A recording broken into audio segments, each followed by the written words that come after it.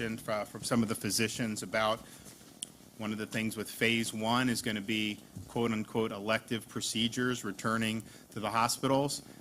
CDC had recommended about 2 months ago, or certainly six, 7 weeks ago, that governors freeze quote elective procedures.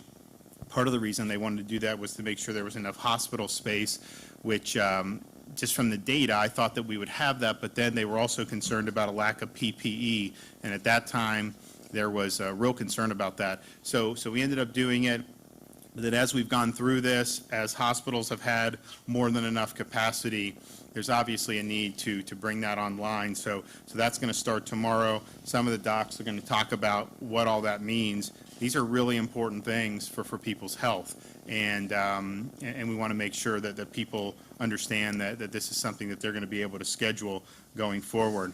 In terms of what's happened here in Volusia County, I think if you look, you go back the last week to 10 days, you've had 2 times where there have been a significant, anything out of the ordinary with cases reported, and those were both connected to the prison here. You both have inmates and staff. That obviously is an issue. It's a separate issue from kind of how it's going in the community, I think. But if you look at April 24th, there were 10 new cases, then 4 cases, 3, 7, 3, 4. You did have the 46 with the prison on the 30th, and then 7 and 7. And the percent positive has pretty much been in the last week to 10 days in that 1.5 to 2%. Accepting the prison dump when they had the prison stuff. If you look at the syndromatic indicators for Volusia, everything's trended downward in terms of the admissions to the hospital. So I think that the community here has handled it well. I know Jeff can talk a little bit about how they did it, how they've done. I know we're going to hear about how they treated. They really did a good thing here. And I'll let them talk about kind of creating a separate containment unit.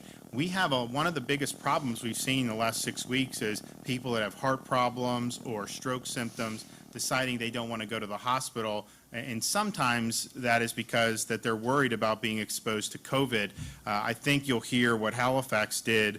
There's really no chance of that because of how they've segregated the units, but it's certainly important for people, if you do have those, the hospital's a safe place to be, and taking care of yourself is very, very important. I'm finally pleased to be able to say testing's been a big part of what we're doing, but diagnostic testing is not the whole thing. You can go and test negative today. Doesn't mean you can't acquire the virus 2 days from now or 3 days from now. And so it is a part of it, but it's not the entire part. What you also need to have is serological testing, antibody testing. That is testing that will determine whether somebody has the antibodies that would be associated with having had the disease. And what they're finding throughout the country in places like Santa Clara, California, University of Miami did a study, and Miami-Dade, New York is doing this, is that the number of people with the antibodies far exceeds the number of people who've actually tested positive in a diagnostic test. And so that has implications for how you deal with the epidemic going forward. So I thought this was really, really important for Florida. We have a bunch of these things coming in from all kinds of sources, but we finally got our first 200,000 in at 3 o'clock in the morning. I've been bugging Department of Emergency Management, Department of Health for a long time for that. So they have 200,000, and those are going to be deployed in the coming days. It'll probably be a combination of providing some to hospitals so that the healthcare workers can get tested, doing a lane in our drive-through test sites so that if people do want to get the antibodies, they can come in and get the antibody testing. But then there is going to need to be, and we may partner with universities on this, there needs to be some scientifically representative sample testing. So you go in different parts of the state, create a scientifically representative sample, test for the antibodies, and then see how prevalent those are in various parts of the state. The Miami study suggested that at the time, I think Dade County had 10,000 confirmed positive tests. They think it was antibodies about 160,000. So that's obviously several times more. So we want to know how that is in other parts of the state of Florida. And I don't know that the antibodies, I think you'll definitely see some divergence there, just as we've seen divergence with the epidemic overall. But I do think the antibody test is important. And then, if you're somebody in healthcare that has the antibodies, you're going to want to know that. That's going to be very helpful. Certain workers in other sectors that have the antibodies, going to be very helpful. Pretty much everyone agrees it confers some level of immunity. People don't know how long. Some have said maybe as low as 6 months, maybe 2 years. I think scientists will figure that out, but clearly it's a benefit to have the antibodies. We're going to continue doing our drive-through sites as we get into phase 1, these test sites. We have now we're supporting or running in conjunction with the National Guard 11 drive-through sites, and we have plans to open more. And the thought is that if someone goes to work and they have a symptom, that they know there's an easy place they can go. This is not going to even be close to all the testing, because you have medical providers are doing more and more, private sector's doing a lot of stuff, but we do think it's important. So I was just in the Panhandle. They haven't had a huge epidemic there, but we're putting one there in Escambia County to be able to serve those folks. One of the things that we're seeing that's been effective are our walk-through sites, where we'll actually go into underserved communities, set up sites where people can walk up and get tested. We're probably going to want to fold some antibody testing into the walk-up sites, but we see those in different regions of the state of Florida. This is something that we've started within the last few weeks, and they've already they've completed 12,000 tests for those walk-up sites, which is very important. Jeff and I talked, and some of the docs talked about how important it is to safeguard nursing homes. And as part of this rollout of the quote elective surgeries, the hospitals, when they're doing it, they're certifying effectively that they do have space in the hospital, that if you did have increase in COVID patients, they could handle it, that they have adequate PPE, they're not going to run to the state for more PPE. But then we're also asking that everyone play a constructive role in helping our nursing home residents.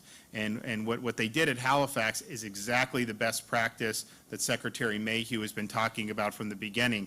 From the very beginning, she was worried about hospitals sending in COVID patients back into a nursing home and then infecting all the other places there.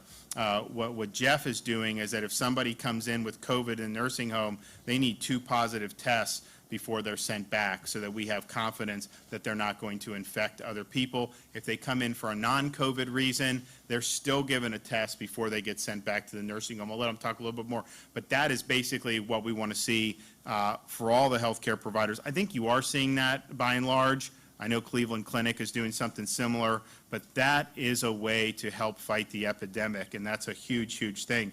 But we have National Guard. I have 50 National Guard units going into nursing homes and offering testing, residents and staff. And what's happened is we found more positive cases doing that, but a lot of these cases were asymptomatic, and so then you're able to contain the cluster as it develops, and that keeps it, because if these things are left to spread unabated in a nursing home, this thing can really spread like wildfire. So we appreciate the Guard doing that. We're going to roll out this week a mobile lab inside of an RV. The lab is going to be able to do the 45-minute test. So we're going to have 3,500 tests a week, and we're going to go to different long-term care facilities to start, offer these tests, and then be able to get results back very quickly. So that's a huge thing, and I want to thank the White House helped us getting these 45-minute tests for this mobile RV lab, and so I think that that's going to be something that's good. So we'll have an announcement on that when it's ready to roll, but I'm really excited about it. The state-supported testing, hospital testing is great, but there's more private sector actors that are getting involved in this. I recently signed an executive order to allow licensed pharmacists to conduct COVID tests. So Walgreens has announced that they're going to do 9 drive-through sites in Florida. So they're going to have 1 in Hillsborough County, 1 in Volusia County in Orange City, 1 in Opelika in Miami-Dade, 1 in Miami proper in Miami-Dade, Winter Garden in the Orlando, Orange County area, Orlando proper, and then Jupiter and Palm Beach County. They probably will end up doing some more, but that's good. So there'll be one here in the western part of Volusia County. CVS is going to announce plans soon. So Walgreens, CVS, that's very, very convenient for a lot of people. And then by early next week, Walmart plans to have 5 drive-through sites throughout the state. And so I know there'll be an announcement on that forthcoming. So we are continuing to stress the need for testing and building a really strong infrastructure. Nobody really knows what the shape the epidemic's going to take. As we go into phase 1, we just have to wait and see and look at the data. There's some people that think that we've kind of gotten through this as a country, that it may subside and then really come back in the fall. Well, if that happens, we're going to have a much better infrastructure put in place than the country had in February and early March. And so there's new products coming online all the time, new technologies coming on all the time. I mean, just going back 2 or 3 weeks from today, there's so much more available than there even was. And then as you were getting through March and into April, it seems like there was a new emergency use authorization almost every other day from the FDA. So the private sector has really gotten involved in this and is really pushing out a lot of great products. So we're going to just continue to do what we need to do to be able to build that good infrastructure. But I'm happy to be here to talk about this really important component about getting into phase 1 as a state. And I know that this is going to help the health of a lot of people in the state of Florida, and it's also going to help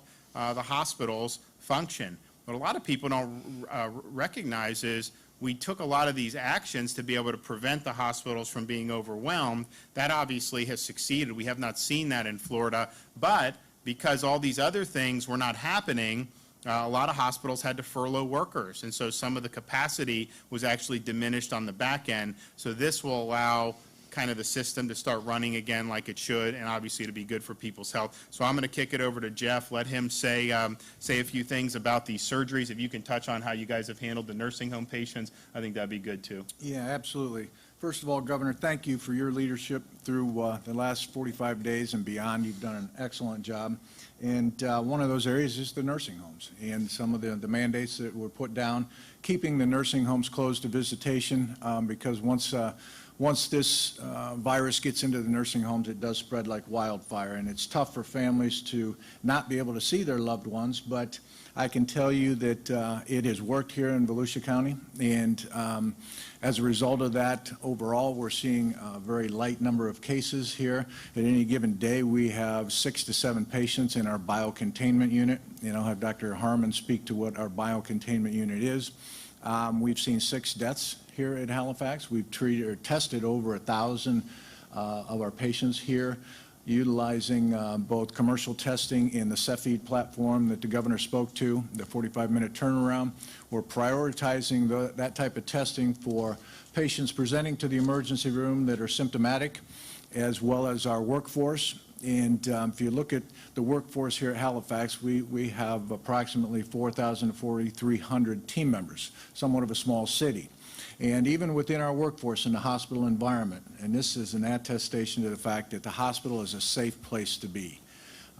We've seen very, very little numbers of our patients or our employees that have tested positive for this virus. So that is an attestation to our environmental services and our infection control teams that are doing the sanitation, that the hospital is a safe place to come and be. So don't stay away if you are ill. Our emergency room volumes are approximately 50% of what they typically would run. That says that people aren't utilizing the emergency room as they at least traditionally done. So we encourage you, if you have symptoms, whether it's COVID symptoms, stroke symptoms, heart attack syndromes, that you get to the hospital. The surgery portion, we are ready to open up tomorrow. We do have a backlog of elective surgeries that have taken place. We have continued to do emergent surgeries such as heart bypass, neurosurgery, trauma surgery, obviously, that needs to take place. But there's also emergency appendectomies. So Dr. Fieser here is is a part of our surgical task force that is analyzing the surgeries that need to take place, as well as developing procedures as we go forward, how to safely reopen. On a typical day, we would have approximately 80 procedures taking place across our system. Tomorrow, we're scheduled to open up with 25 elective procedures to kind of ease back into it, and that ramps up to approximately 40 on Tuesday. And we'll also have emergency, probably another 20 to 30 emergency surgeries. So we're happy to open up the doors to our elective procedures and hopefully get things back to a semi-normal state and see how things go. Dr. Fieser, did you want to speak to the procedures that we put in place to make certain we're opening up safely? Sure. Yeah. First, I'd like to echo Jeff's sentiments. Governor, thank you for your leadership, your clarity with your messages, and your transparency with all the data that you have for giving to us as a medical community and the public in large. It's nice to get back to elective surgery tomorrow. I think that working with the hospital, we have a great approach, making sure that everyone's going to be treated safely. Everyone's being screened at certain checkpoints several days before surgery. Then when they come in the building, we have visitation guidelines to make sure that the hospital stays as safe as it is now, that the patients are cared for safely. But our message is to get all the patients, if you need surgery, now is as safe as ever. We can do it safely, and we're going to open up tomorrow morning, reduced volumes, but ramping up appropriately over the next couple of days to weeks. Can you just speak about like the gamut of procedures that would be considered quote unquote elective, and then, because I think sometimes people hear elective and think unnecessary. Yes, sir. Absolutely. So, for instance, tomorrow I've got some of the operative schedules, things like aneurysm surgery, limb salvage surgery, heart bypass, even some cancer procedures that maybe the providers over the past couple of weeks had decided that in the interest of public health and the patient safety and the staff safety to delay a couple of weeks. It's now time to do those procedures. And so not the trauma emergencies, which we've always done throughout this whole ordeal, but the things that are urgent, so heart bypass, leg bypass, aneurysm surgery, maybe a symptomatic gallbladder, symptomatic hernias, and things like that now are safe to do. Great. And then, Dr. Harmon, can you talk about how you have, talk about your unit and how you guys have handled the COVID patients that come in? Yeah, sure. And I'd also like to thank you for coming by and seeing us firsthand. It means a lot to us. Dr. Stephen Veal actually runs our emergency department, and he's got quite a bit of training in public health as well. And he and Alberto Tanillo, our COO, designed a space in the hospital on the ground floor that's separated considerably from the rest of the hospital. It's sort of tucked between some warehouse areas and shipping platforms. But it's nowhere near the main hospital, and it was turned into a negative pressure room by the strategic use of fans and vents.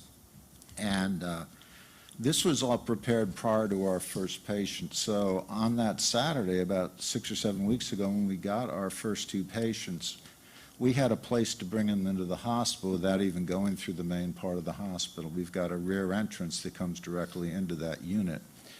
And I won't lie to you, we invented some of it as we went along because we'd never handled anything like this before. But at least the basic unit was established, and it worked out very well. And a cadre of nurses and respiratory therapists and environmental services people stepped up and volunteered to work in that unit. So we have kept the people who work in that unit separate from the main staff that work in the hospital. My intensivist service has 10 people, but only 2 of us work in the COVID unit. So there's 2 of us that are exposed daily to the virus. But we've kept that to a minimum so that the remainder of my crew can work among the hospital and continue to run the intensive care units like they've always done. But as we came along, and Stephen Veal and Alberto designed a donning area for PPE and that sort of stuff, and then, good flow through the room, and then a doffing area where all contaminated material is removed, and changing areas and lockers, and a considerable hallway that one traverses to even get into this area. And like I said, we all come and go through separate doorways. So this is, as a matter of fact, the vast majority of people that work at this hospital don't know where this unit is. That's how hid it is. We didn't hide it on purpose. It just turned out to be the most strategic place for it. And I think the most rewarding thing is that we haven't seen the spread among employees elsewhere in the hospital at all. And we haven't had any of the people that have worked in the COVID unit become infected. So clearly the PPE that we're using is sufficient and adequate. And this has been a little over 6 weeks now, so it's way past the incubation period for a COVID virus infection. And if people were using inadequate protection, we would know it well by now, and that has not been a problem. I assume I'm a carrier, so I take extra precautions and so forth just because I'm exposed daily, as do the other people that work in that unit. But we were blessed in that we got 2 patients initially, and then they trickled in, and the census in the unit usually runs in single digits. And we've got quite a routine 24 hours a day there that functions very well and safely. And so we're to a point that if there were to be a surge at some point, we can handle a heck of a lot more patients. We could easily handle 20 to 25 patients in that unit if we had to, but in reality, today we have 7 patients in the unit. We have 1 ventilator. Another comment I'd like to make is that aside from the fact that this is really separated from the main hospital, is that now I'm not an epidemiologist and I can only speak from my experience here. But I've yet to have an otherwise healthy middle-aged person come in and end up on a ventilator. And you can be a bit overwhelmed by news stories. And I'm not pro or con any particular network or anything, but you can be a bit overwhelmed. And the simple fact of the matter is that literally everybody that is giving us trouble had pre-existing conditions, usually nursing home patients, usually elderly, late 80s, early 90s, and frequently a period of decline prior to this particular infection. In some cases, they weren't even seriously enough ill from the COVID virus to be a problem, but we had to isolate them because there were no other places for these patients to be housed until we made arrangements to test everybody twice before they returned to a nursing home. But the units worked out real well for us, and like I said, I can only speak from my personal experience, and we have all the resources we need, and we have from the very start. We're kind of spoiled down there, actually. We get whatever we want, and clearly we wanted this to be successful. And it's really, the person that really took leadership on this actually is Dr. Stephen Veal. He's really the one with the public health experience who really set this up, and I had to show up and take the field basically, but there were a lot of people here and certainly in environmental services that helped us create this room and so forth, and Mr. Tenio is with me on a daily basis going over everything from this room and so forth, but we have not been overwhelmed by a surge at any time, and we have not faced any shortages. We have not lacked for any equipment. And having done this for over 6 weeks, I feel very comfortable as the director of critical care here saying that it's certainly perfectly safe to come to the hospital and have elective procedures done and so forth, because I think we've proved that we've isolated the COVID unit from the rest of the hospital. Great. Thank you. Great. Well, Dr. Do you want to talk about just generally about, I think you had made some comments about people when they have different conditions, what they should be doing, and obviously I think there's been a lot of discussion on the safety here, but maybe to reiterate that and any other thoughts you think are important? Sure, and I also want to reiterate thank you. I really appreciate, and as a scientist we all do, leading by facts and not fear, so I really appreciated you taking that stance as you began this discussion into moving into phase 1. And as my colleagues have said, and Mr. Fiesel, we have a whole team of very talented individuals. One of the ones I just want to mention is Ralph Jacob, who is our engineer, who just did an amazing job getting these negative pressure rooms and areas up and running. And we've just had a whole team of talented individuals from the top to bottom, from one side to the other, who have created this environment where you can feel comfortable, you can feel safe coming in. You know, when you come into the hospital, one of the things I want to let everyone know is you're going to be seeing people in masks, as we were when we came in, and you will be cared for by individuals wearing masks. And when you come to the door as a patient, you will have basic strategic questions asked of you. We're still screening, doing particular questions to screen for your risk factors for COVID. We're looking for symptoms, temperature checks. We're doing a lot of the retooling that a lot of the businesses out in our community have had to do, quite honestly, and even more. And we're experts at working in isolating and quarantining positions, so we know what we're doing here. We've had the luxury of time, 6 weeks, to work on making sure that we have taken our policies and made them COVID informed, is the way I like to look at that. And so everything we do throughout the institution is designed to keep you safe, to take the best care of our patients. And I will also add that our physicians who've been on the front lines caring for these patients have collaborated not only among themselves here in the enterprise, but also across the country and across the world, quite honestly, making sure that they're staying abreast of what the latest information is. We like the data, we like the facts, we like trying to incorporate that and not just fly off on tangents. We believe that the care that we've been giving has been superb. We've had some terrific outcomes, and I really appreciate Dr. Harmon speaking to some of those specific situations. So as far as what we need to do, you know, and part of your impetus has been to just educate everybody, educate about the facts, and then what we do know and what we have learned. And it's so important to incorporate those things as we step back into this phase one. Because if we will continue to social distance, if we will continue with our hand hygiene, all of these things we've been talking about, we need to make sure that we've taken steps to protect the more vulnerable. And if you are among the less vulnerable, we've been talking about who tends to be more or less vulnerable.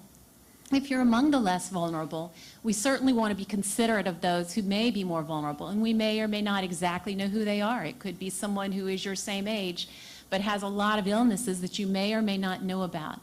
So I'm really impressed and proud for the way Florida has stepped up, how this community has stepped up, this county has stepped up, our officials have stepped up and said, let's move forward with education, let's inform this community and step forward in the best, most conscientious, courteous, respectful way possible, and let's get back to life.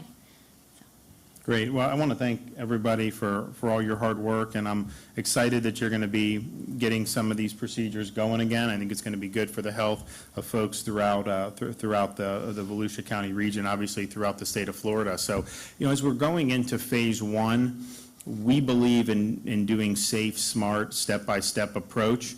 It's not that there's going to be an earth-shattering difference between phase one and what we've been doing. I mean, we're deliberately going. We're going to be cautious. This obviously is very important. I don't know, in kind of like the general public, they're not necessarily going to see the difference because they're not coming to the hospital every day, but that will be obviously an important difference. Some of the other things in terms of some of the businesses and whatnot, you know, small steps, not terribly different from some of the other stuff we've done. In fact, we've had retail open, Home Depot, all this. Obviously, people have been going to grocery stores. So it's designed that way, and I know there's some folks who are saying, hey, just flip the switch and just go be done with it. But, you know, the country has never handled an epidemic like we handled this one. They didn't in 18, 57, 68, if you look at those pandemics. So nobody really knows, and anyone that tells you they know for sure, you know, they're not being honest. So I think that's why being safe, smart, and step-by-step is the appropriate way to consider that. And I think we're going to respond well, and I think we're going to be able to continue to take some good steps. But tomorrow is just one step. It's certainly not the Florida that we had in February, but I think that we obviously want to get to where we're back in the saddle doing a lot of great things. So thank you guys for all you're doing, and I'll be happy to take a few questions before I leave. How is the DOE addressing the thousands of applicants who say they meet all the requirements, demands to qualify for benefits, but still have to be ineligible? Well, the Department of Education is DOE. They don't do unemployment. That's DEO.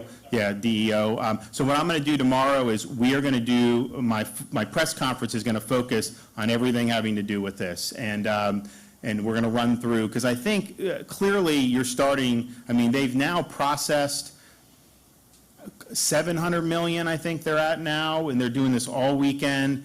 They've paid 450,000 claimants. Probably there'll be more as we go in. And so I think people, it's been very tough because it's a sudden, abrupt change in the economy, and I know this was very difficult for a lot of people.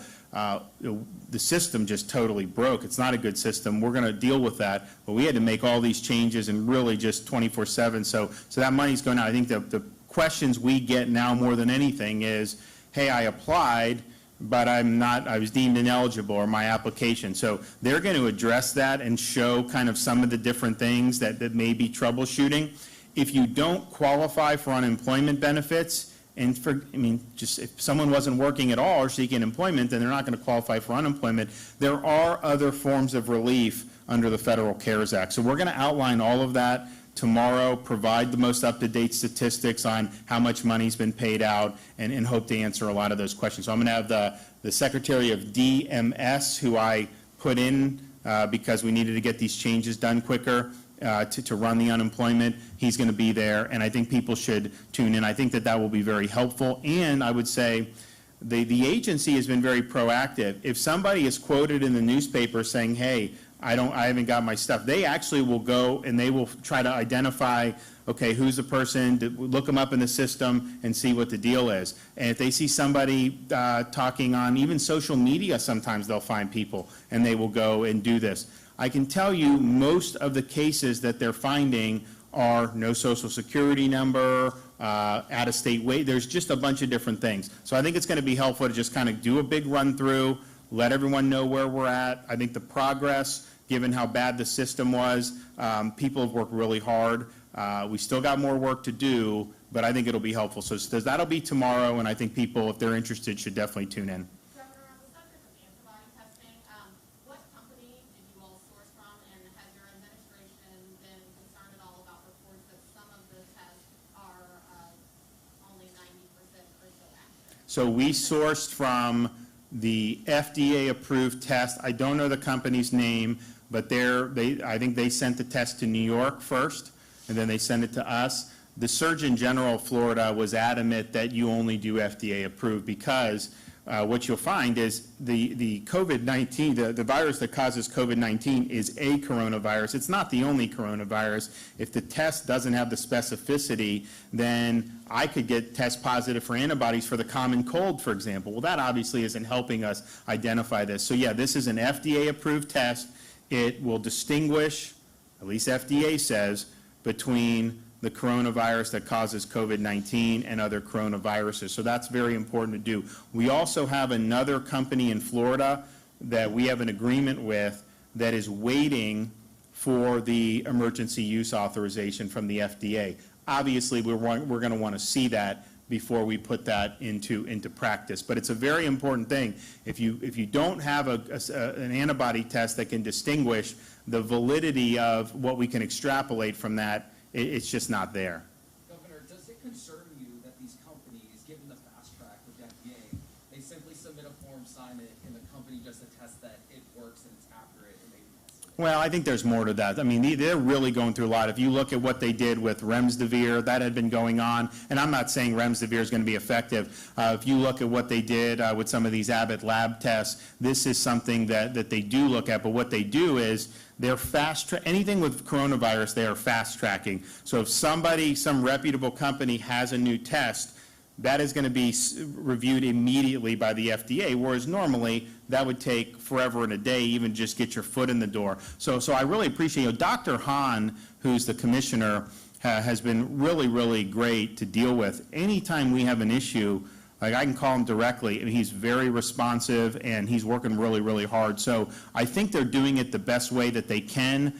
You obviously have to review this stuff. You can't just willy-nilly say, throw products out. At the same time, lives are at stake, and so if you let the bureaucracy grind this process to a halt, then you're going to be missing opportunities to potentially help people. So I don't think it's any perfect solution, but I think they've probably struck the balance as good as you can. Are you planning to do any blood draws to then test that, to then get those other? So we actually, the Department of Health is working with OneBlood. As people give blood normally, we think that you'd be able to screen for the antibodies. So you may end up with a situation where X number of people have given from one part of the state, and we can see what percentage actually has the antibodies. That will be interesting from just a general societal perspective. It wouldn't be a scientifically valid representative sample, but I think it would be an indication. So yeah, we're going to do that as well. And I would also remind people out there, if you have had COVID and you've recovered and you give the blood, they can then use those antibodies for this plasma treatment, which a lot of physicians have had very good results with.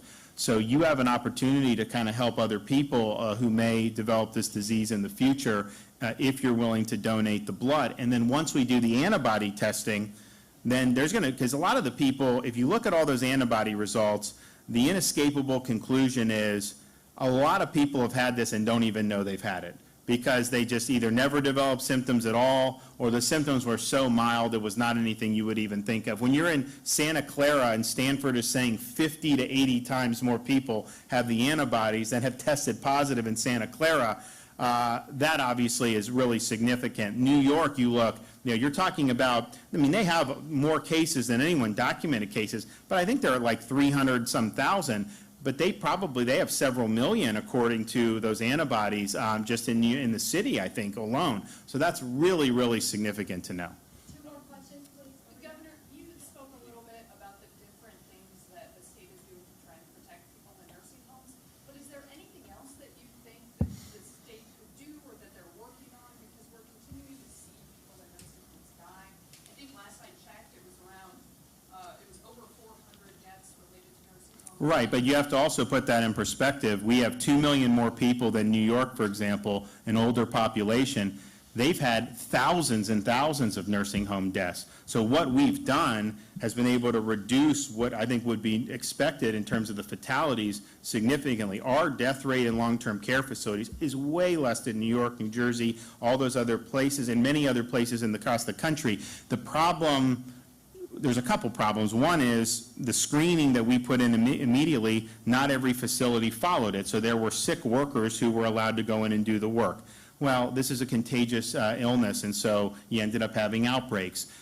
Then we started to see asymptomatic staff members. They passed the screening. They didn't have a fever. They necessarily didn't have contact, at least known contact, with people who had it.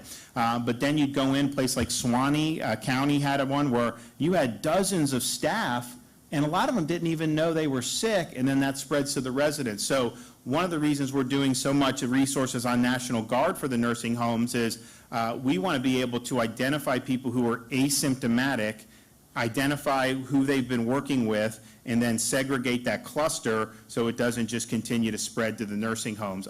We've done a bunch of testing. I think it's been effective. But then with this RV, to be able to go in a mobile way, run the test, get the results, and then immediately isolate any staff that may be infected, that's a huge, huge force multiplier. So that's going to be coming online in a few days. We're going to do a big announcement for that. If you look at the epidemic in Florida, certainly outside of Southeast Florida, and you look at the numbers where Volusia is, where Brevard, a lot of these places, Orlando, Orange County's done a great job.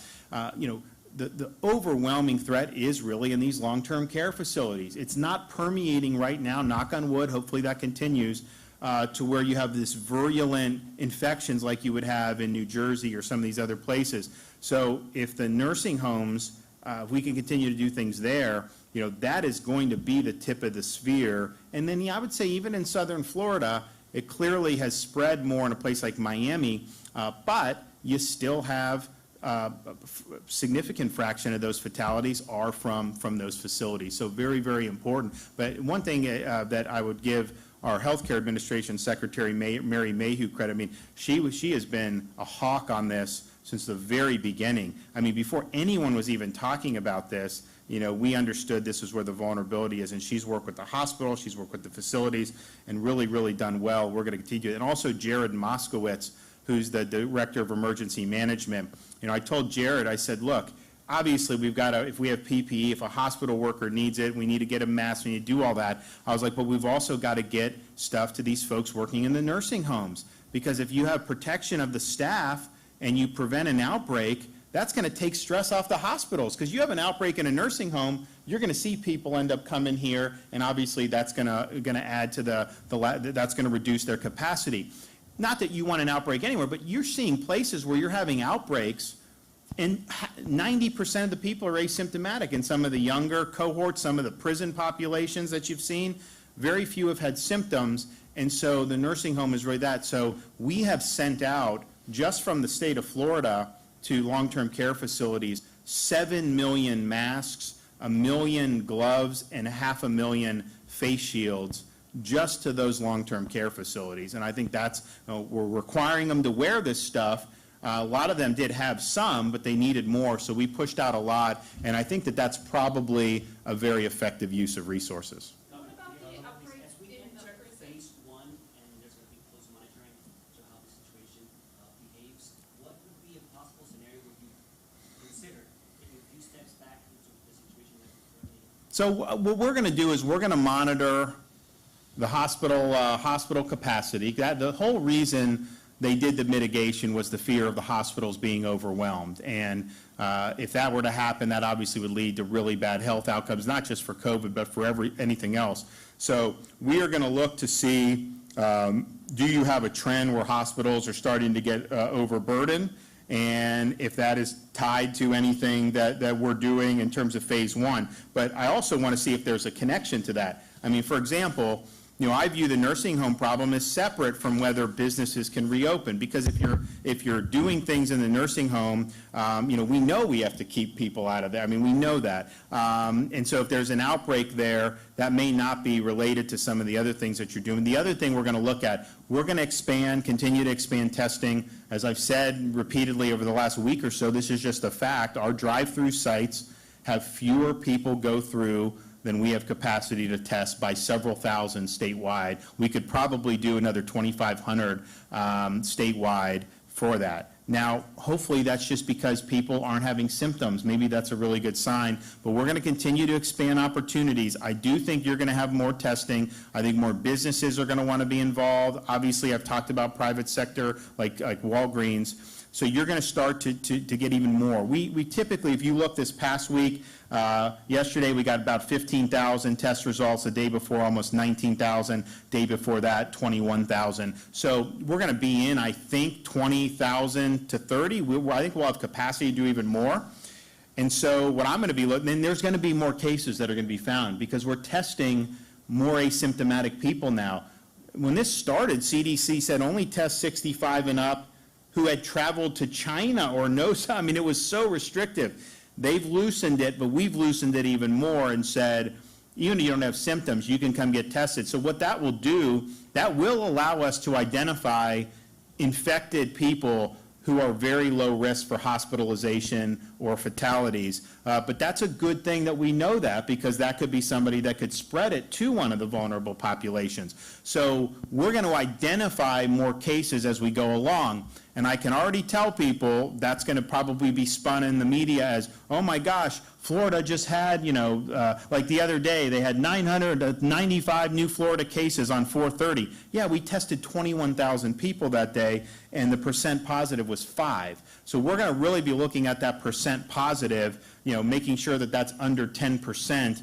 We've had it so, Volusia is so low. I mean, when you're in the 1.7, 1.4, 2.2, 2.2, 1.7, other than the prison positives, I don't think Volusia has been over 3% since in about 10, 12 days. So that's a really good sign. So looking at the percent that test positive and then looking at the hospitalizations. And then we'll also look at things like the syndromatic indicators. We'll look at the influenza-like illness indicators and see how things are going. But fortunately, I think the trend, certainly on the syndromatic indicators, has been very positive statewide. And we have so much hospital capacity statewide. I mean, even like Miami, which has 40% of our cases, you know, they've typically had between 40 and 45% of their ICU beds have been empty this whole time. So we're going to be looking at that. But I really believe that, you know, taking these smart, safe, and step-by-step approaches, it allows us to get the state back in a good direction without taking our eye off the ball with these vulnerable populations. And so all that continues. But I definitely think that you're going to be able to do both. So I look forward to coming back here soon. I mean, man, I was here. The Daytona, you know, obviously the race got suspended the day I was here. They had a great next day. We want to see Daytona back the way it was. It's not going to happen overnight, but I'm confident that we can get there. So everyone, just hang in there and do your part. Thank you. Any decision on hair salons reopening barbershops after your roundtable yesterday?